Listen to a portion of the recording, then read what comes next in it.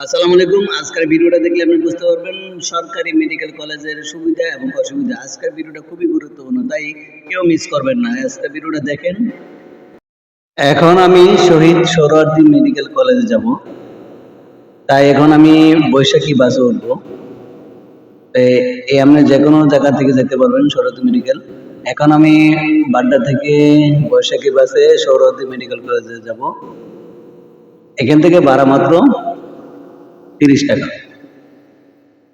যে কোনো জায়গা থেকে আপনার বাসে করে এসে পড়বেন শিশু মেলায়। আর এই যে দেখেন আমাদের বৈশাখী বাসটা ঘুরলো এবং আলিফ পরিবহন এখানে আসে। এই শিশু মেলার পাশে নামার পরে আপনি হেঁটেও যেতে পারেন, মাত্র 5 মিনিট লাগবে। তা আমি একটা রিক্সা নিলাম, আমার সাথে অনেক কিছু খাবার টাবার ছিল, তাই আমি রিক্সা নিলাম। আপনারা দেখতে পারবেন এই যে বাম পাশে থেকে জাতীয় হৃদরোগ ইনস্টিটিউট অফ ও হাসপাতাল, কিডনি রোগের এই হাসপাতালটা তার পাশেই।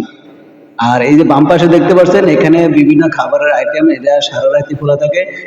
এই এই দোকান থেকে অনেক কিছু কিনতে পারবেন, পাটি বালিশ থেকে সব কিছু কিনতে পারবেন। আর সামনে পপুলার ডায়াগনস্টিক সেন্টার, এখানে টেস্ট করতে পারবেন। পাশে একটা আছে রেস্টুরেন্ট এবং একটা ফার্মেসি আছে বিশাল বড়, যে কোনো ফার্মেসি ওষুধ এখান থেকে নিতে পারবেন। আজকে আপনারা ভিডিওটা বলবো, এখানে আমি শহীদ সোহরাওয়ার্দী মেডিকেল কলেজে প্রবেশ করলাম। এত আমি কোন সময় আইসি কিনা জানি না, আমি ফার্স্ট আসলাম। আজকে আমার এই 5-6 দিনের অভিজ্ঞতা থেকে আমি বলছি।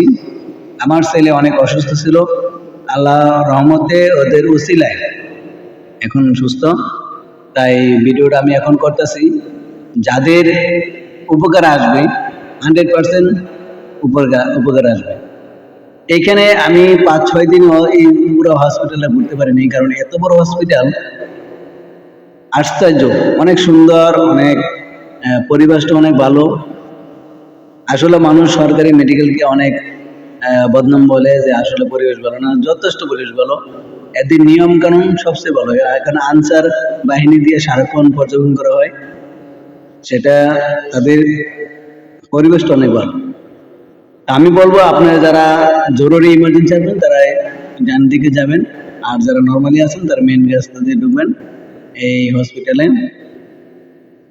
এই হসপিটালের সুবিধা এবং অসুবিধা সেটা হচ্ছে কি, আপনারা বলেন প্রাইভেট মেডিকেল একটা ডাক্তারের কাছে 1000 টাকা ভিজিট লাগে, আর এখানে শুধু 10 টাকা লাগে। দেখেন কতটুকু পার্থক্য। কিন্তু একটা জিনিস কি, সরকারি মেডিকেলে আপনার সকাল সকাল আসতে হবে এবং সকাল সকালে ডাক্তার দেখাতে হবে, যা করে মনে করেন সিরিয়াল হবে।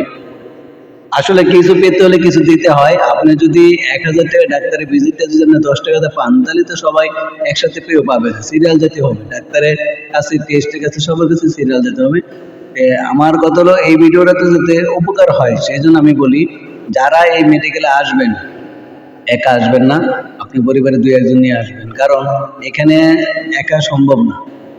এত বড় একটা হসপিটাল, আপনি একা আসতে পারবেন না। একা আসলেও মনে করেন অনেক কষ্ট, কারণ সিরিয়াল দিতে হবে, টেস্ট করাতে হবে। এখানে টেস্টও কম, ভর্তিও কম, ঠিক আছে।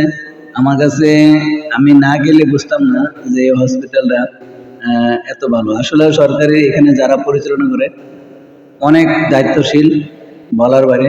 কারণ ডাক্তার এবং নার্স দেখলে বোঝা যায় যে এটার পরিবেশটা কেমন। অত্যন্ত যত্নশীল তারা। একটা প্রাইভেটে যেভাবে রাখছে আমি ঠিক সেভাবেই পাইছি, অন্যরা কেমন পাইছে সেটা জানি না।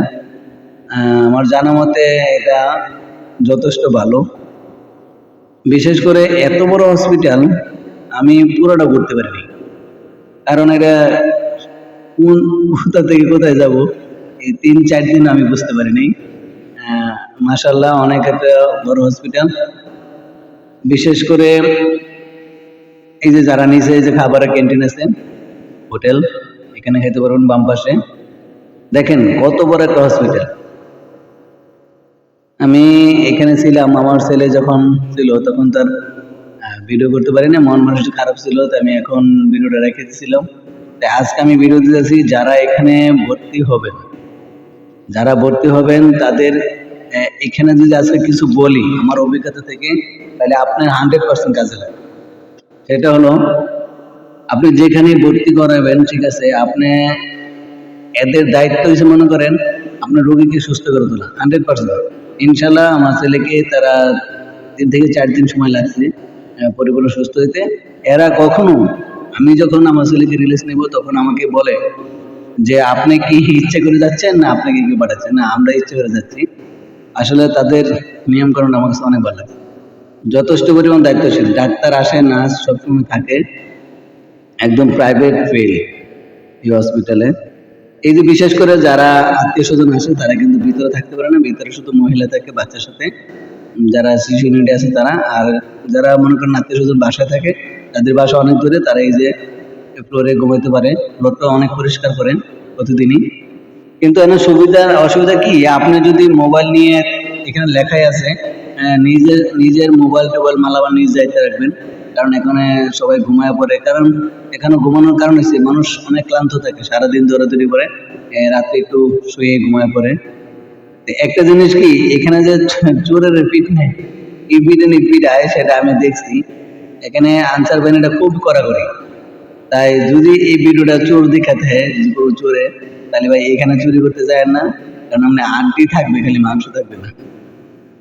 অনেক কড়াকড়ি, আমার কাছে অনেক ভালো লাগছে। কারণ এখানে যায় মানুষ বিপদে পড়ে যায়।